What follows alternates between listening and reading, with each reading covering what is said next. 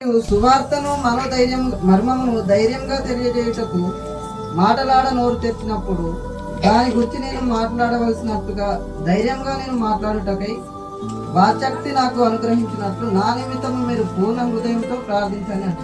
ఈ మాటలు ఎక్కడి నుంచి చెప్తున్నాడంటే, ఎక్కడి నుంచి చెప్తున్నాడు ఈ మాటలు? ఈ మాటలు ఎవరికి చెప్తున్నాడు, ఎవరెవరికి చెప్తున్నారు?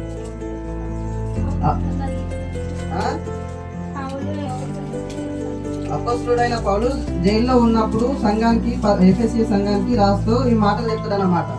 ఏమనంటే ఆ ముందు వచనంలో చెప్తాడు, ఇక్కడ 6వ అధ్యాయము 10వ వచనంలో చెప్తాడు, తుదకు ప్రభు యొక్క మహాశక్తిని బట్టి ఆయన యందు మీరు బలవంతులై ఉండి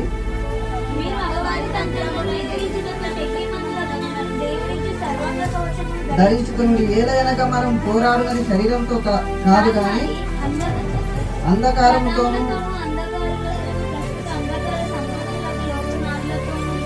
వీటన్నిటి గురించి మనం పోరాడుతున్నామని అక్కడున్న సంఘంతో మనం మాట్లాడతాడు. ఇంకోటి ఏంటంటే ఆ సంఘంలో ఉన్న వాళ్ళందరూ కృపతోని పరిశుద్ధాత్మను పొందుకొని ఉన్నారని చెప్పి మాట్లాడతారు. అదే మాట ఎక్కడ చెప్తాడంటే 2వ అధ్యాయము కాదు 1వ అధ్యాయము 5:15 పాదాల్లో చెప్తాడు చూడండి. ఈ హేతు చేత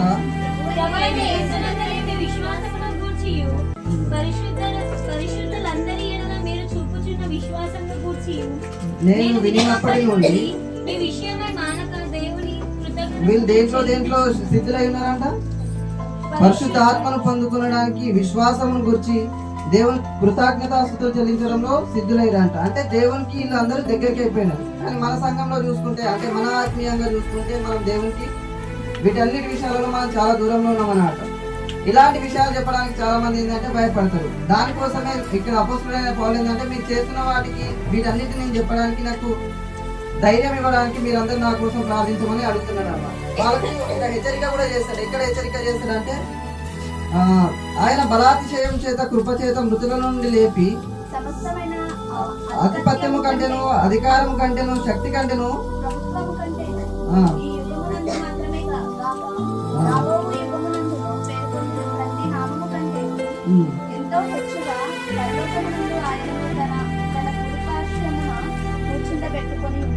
ఎవరు కూర్చోబెట్టుకున్నారట? ఇక్కడ దేవుడు పౌలుని అక్కడికి తీసుకెళ్తున్నాడు అన్నమాట. అంటే పరలోకమందున్న అక్కడ ఉన్న అంతటిని చూపించి దేవుడు తన కుడి పార్వశం, అంటే ఆయనకు ఒక సింహాసనం ఉంటుంది. అపొస్తలుడైన పౌలుకి ఒక సింహాసనం వేసి తన కుడి పార్వశం కూర్చుంది. అంటే రైట్ సైడ్ లో ఒక రైట్ హ్యాండ్ లేక దేవుడు అపొస్తలుడైన పౌలుని ఉంచుకున్నాడు అన్నమాట. అలాగే మనం వెళ్ళాలంటే మనం కూడా దేవుని చేత ఆయన ఎన్ని దెబ్బలు పడ్డాడు, ఎన్ని నిందలు పడ్డాడు, అవన్నీ మనం మన జీవితంలో ఇంచు ఒక 1% కూడా జరగదు. అలా జరిగితే కానీ, అలా చేస్తే కానీ, అలాంటి సేవ చేస్తే కానీ, అలాంటి మహాశైల గురించి మనము ఈ రోజు వింటున్నాం. అట్లాంటిది కానీ మనకు ఒక దెబ్బ కానీ, ఒక్కసారి కానీ జైల్లో కానీ, ఒకసారి ఏదైనా నింద వస్తే మనం ఏం చేస్తామంటే, ఒక్కసారికి ఏంది దేవుడు ఇట్లున్నాడు అట్లున్నాడని మనం అనేక రకంగా దేవుని మాట్లాడుకోవడం కానీ, ఇతరి పైన నిందలు వేయడం కానీ ఇట్లాంటివి చేస్తాం. అట్లాంటి ఏది చేసినా కానీ తుదకు మనం ఏం చేయాలంట, ఆత్మీయంగా మనం నిబద్ధత ఉండాలంట. కాలం సంపూర్ణమైనప్పుడు దాని పని అది చేసుకోవచ్చు. అంటే మనం నిబద్ధతోటి మనం పరిశుద్ధాత్మను పొందుకొని ఆత్మీయంగా మనం స్థిరంగా ఉన్నప్పుడు దేవుడు ఏది చేయాలో అది చేసుకుంటూ తన పని తను చేస్తాడు. ఎందుకంటే మనం దేవుని పని చేసినప్పుడు దేవుడు మన పనులు ఖచ్చితంగా నెరవేరుస్తాడు. ఎందుకంటే అది ఆయన డ్యూటీ. మనం ఆయన డ్యూటీ చేసినప్పుడు ఆయన మన డ్యూటీ చేస్తాడే చేయడం. మన అవసరాలు తీర్చాల్సింది దేవుడే. దేవుని అవసరాలు తీర్చాల్సింది యాక్చువల్గా అయితే దేవునికి అవసరాలు ఏముండవు, మన అవసరాలే. మనం పరలోకం పోవాలని అనుకున్నప్పుడు ఏం చేయాలి? దేవుడు ఒక మార్గాన్ని చూపించాడు. ఆ మార్గంలో పోవాలని అనుకున్నప్పుడు ఆయన పెట్టిన నిబంధనలు కానీ, ఆయన ఇచ్చిన ఆజ్ఞలు కానీ మనం పాటిస్తేనే ఆజ్ఞ అతిక్రమం పాపం అన్నప్పుడు మనం చేయాలి అవి చేయకూడదు. అట్లానే ప్రభు ఒక్కటే, విశ్వాసం ఒక్కటే, బాప్తిసం ఒక్కటే, అలాగే పరిశుద్ధాత్మ ఒక్కటే, విశ్వాసం కూడా ఒకటి. విశ్వాసం ఒక్కటే ఉన్నప్పుడు కొన్ని సంఘాలు కానీ కొంతమంది కానీ ఏం చేస్తారంటే, నేను ఒక సిద్ధాంతంలో ఉన్నా, ఆయన ఒక సిద్ధాంతం, ఇంకో సిద్ధాంతం, ఇలా సంఘాలలో ఒక్కొక్క సిద్ధాంతం ఉంటుందా? దేవుని దగ్గర ఒకటే సిద్ధాంతం ఉంటుంది, సత్యవాక్యం ఒకటే ఉంటుంది. ఎవరైనా సరే దేనికి లోబడి ఉండాలి? ధర్మశాస్త్రం అంటే బైబిల్కి లోబడి మాత్రమే ఉండాలి. కొన్ని సంఘాలు ఏం చేస్తారంటే తిరగనింకో బాప్తిసం అని, ఇంకోటి జెండా కింద బాప్తిసం అని, ఇవన్నీ కరెక్టా? కానీ సంఘాలలో ఇప్పుడిప్పుడే మార్పు అనేది వస్తుంది. అది వస్తుందంటే కారణం ఏమో ఈనాటి ఈ తరం ప్రవక్త. ఆ ప్రవక్త ఎవరు? అపోస్తలుడైన పౌలు. ఆయన చేస్తున్న సేవ ఎట్లాంటిది అంటే కత్తి మీద సాము లాంటిది. కత్తి మీద సాము అంటే మీ అందరికీ తెలుసు అనుకుంటా, ముళ్ళ మీద నడక లాంటిది. అది ఎట్లా అంటే నడిస్తే కూర్చుకుంటాయి, మంట వస్తుంది, కానీ తప్పదు, అది చేయాల్సింది. ఎందుకంటే దేవుడు ఆయనకి ఇచ్చిన భారం అలాంటిది. అలాంటి భారం ఆయన ఒక్కడికే ఉందా, మనందరికీ ఉందా? మనందరికీ ఉంది. ఆ సంఘంలో ఉన్నామంటే ఖచ్చితంగా మనందరికీ ఉన్నట్టే కదా. అలాగే దానికోసం పోరాడాల్సినప్పుడు ఏం చేయాలంటే సంఘం అందరికీ కలిసి దానికోసం ప్రార్థించాలి. ఆ వాక్శక్తి కోసం మనం ఏదైతే చేస్తున్నామో దానికోసం ప్రార్థిస్తున్నప్పుడు, సంఘం అందరం కలిసి ప్రార్థిస్తున్నప్పుడు ఆయన చేయాల్సిన ప్రార్థన, ఆయన చేయాల్సిన వాక్యం, చెప్పాల్సిన వాక్యం ఇంకా రెట్టింపుగా అంటే దేవుని శక్తి అనుగ్రహంతో పరిశుద్ధాత్మతో ఇంకా రెట్టింపుగా చెప్పగలుగుతున్నాం. ఇప్పుడు సంఘం సప్పగా అంటే మనం ఏ ప్రార్థనలో లేము, దేంట్లో లేము, మనం ఏ ప్రార్థన చేయలేము, ఎవరికి స్వార్థ ప్రకటించలేము. అప్పుడు ఎవరికి నష్టం? మనకా లేకపోతే పక్క వాళ్ళకా? ఆత్మీయంగా మనకు నష్టమే. సువార్త చెప్పలేమని మనకే నష్టం. దేవుని దగ్గరికి పోయినప్పుడు లెక్కప్ప చెప్పాల్సింది ఎవరు? మనమేనా? మనం లెక్కప్ప చెప్పాలన్నప్పుడు అప్పుడు ఏం చెప్తాం మనం? అరే నువ్వు ప్రార్థనలో ఉన్నావా, లేకపోతే వాక్యం చెప్పడంలో ఉన్నావా, లేకపోతే దేంట్లో ఉన్నావా లెక్క అడుగుతాడు కదా. దేంట్లో ఒక దాంట్లో అయినా ఖచ్చితంగా మనము ఉండాల్సిందే. అలాగే మనం ప్రార్థిస్తున్నాం అన్నప్పుడు ఎట్లుండాలంటే పరిశుద్ధాత్మ మనందరి పైన దిగి రావాలి. ఇంతవరకు మనం ఎట్లా బతికినాము ఏదనేది అది గతం. ఈ కొత్త సంవత్సరంలో మనం ఎట్లా బతుకుతున్నాం అనేది అది కావాలి. మనకి ఎన్ని హృదయాలు ఉండాలంట, ఎన్ని మనసులు ఉండాలంట? 2 మనసులు, ద్వంద్వ హృదయం. అంటే ఒకటి లోకానికి అనుసారంగా, ఇంకొకటి దేవునికి అనుసారంగా ఉండాలి. అంటే మనం ఎట్లుండాలంటే లోకంతో ఉండేటట్టు లోకంతో ఉండాలి. దేవునితో ఎప్పుడు ఒక హృదయం అనేది అంటు కట్టుకొని ఉండాలి. దేవునితో ఉన్నవాడు ఎప్పుడు దేవుని వైపే చూస్తాడు. లోకానుసారంగా నడవలేదు. ఖచ్చితంగా అది దేవుని లోకానుసారంగా నడవలేదు. లోకానుసారంగా ఎప్పుడు నడుస్తాడయ్యా అంటే అతనికి ఏదైనా అవసరం ఉంది అంటే మనం ఎవరినైనా రక్షించాలి, మన వల్ల ఏదైనా మంచి జరుగుతుంది అన్నప్పుడు మాత్రం లోకానుసారంగా నడవాల్సి వస్తుంది. దానికి మించి మనము లోకానుసారంగా ఎట్లా బతుకుతున్నాం అనేది మనకు అవసరం లేదు. ఇప్పుడు ప్రతి ఒక్కరూ పాపం చేసిన వాళ్ళే ఉంటారు. ఆత్మీయంగా కొంతమంది ఎదిగిన వాళ్ళు ఉంటారు, కొంతమంది తక్కువ వాళ్ళు ఉంటారు. వాళ్ళని చూసి మనం క్రిటిసైజ్ ఎప్పుడు కూడా, కొంతమంది కొంత బాగుండదు. వాళ్ళు పాడుతున్నప్పుడు వీళ్ళు క్రిటిసైజ్ చేయం కానీ, వీళ్ళు చెప్తున్నప్పుడు వాళ్ళని క్రిటిసైజ్ చేయం కానీ, ఇట్లాంటిది ఎప్పుడు మనం చేయకూడదు. ఇక్కడ ఒక మాట చెప్తాడు, ఎక్కడ అంటే ఇందులోనే చెప్తాడు అనమాట. 5వ అధ్యాయము 25వ వచనంలో చెప్తాడు.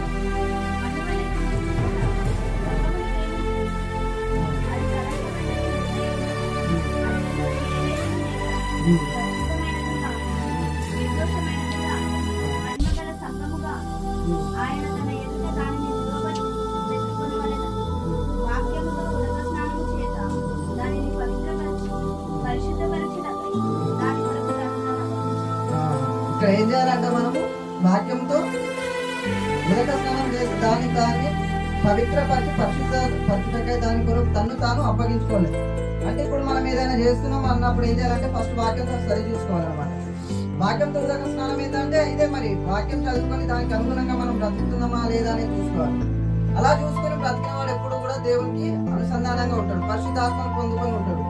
ఒకటి గుర్తుపెట్టుకోండి, పరిశుద్ధాత్మ పొందుకొని ఎప్పుడు కూడా ఎవరిని క్రిటిసైజ్ చేయడం కానీ, ఒకరిని నిందించడం కానీ, ఇంకోటి ఎప్పుడు కూడా చేయండి. ఎందుకంటే పరిశుద్ధాత్మ తెలుసు ప్రతి ఒక్కరిలో లోపాలు ఉంటాయని అందరికీ తెలుసు. ఎందుకంటే పరిశుద్ధాత్మను పొందుకున్న వారు ఎప్పుడు లోకానుసారంగా జీవించలేదు.